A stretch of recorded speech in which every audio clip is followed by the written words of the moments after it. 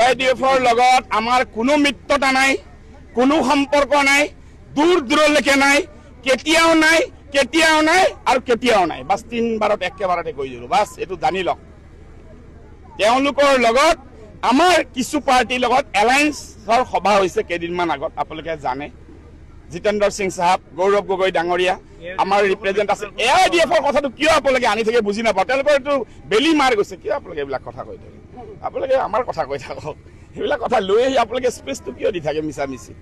গতিকে আমি শক্তিশালীভাৱে আগবাঢ়ি আছোঁ। আমাৰ লগত এলায়েন্স হৈছে কিয়? আমাৰ শক্তি বৃদ্ধি নহ'লে এলায়েন্স হয় নেকি? এলায়েন্স হৈছে কিয়? এলায়েন্স হোৱা মানুহবিলাক তেওঁলোকে কিয় আগবাঢ়ি আহিছে ভাৰতীয় জাতীয় কংগ্ৰেছৰ আগ্ৰহী হৈ? এইটোৱে কাৰণ, আমাৰ দলৰ শক্তি বৃদ্ধি হোৱাৰ কাৰণে।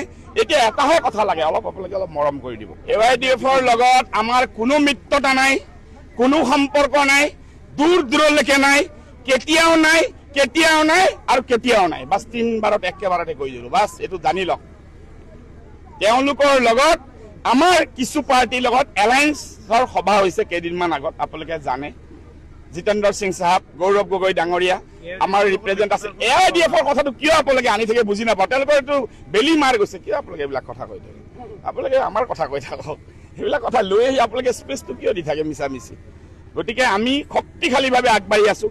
আমাৰ লগত এলায়েন্স হৈছে কিয়? আমাৰ শক্তি বৃদ্ধি নহ'লে এলায়েন্স হয় নেকি? এলায়েন্স হৈছে কিয়?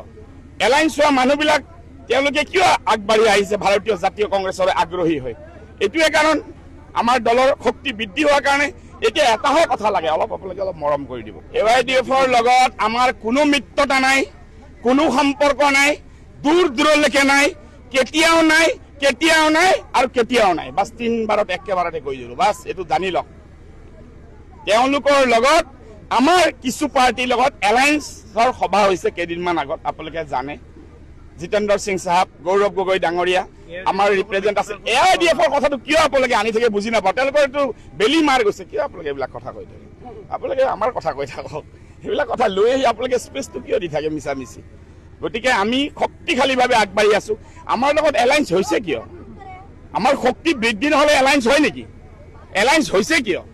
এলায়েন্স হোৱা মানুহবিলাক তেওঁলোকে কিয় আগবাঢ়ি আহিছে ভাৰতীয় জাতীয় কংগ্ৰেছৰ আগ্ৰহী হৈ? এইটোৱে কাৰণ, আমাৰ দলৰ শক্তি বৃদ্ধি হোৱাৰ কাৰণে। এতিয়া এটাহে কথা লাগে, আপোনালোকে অলপ মৰম কৰি দিব।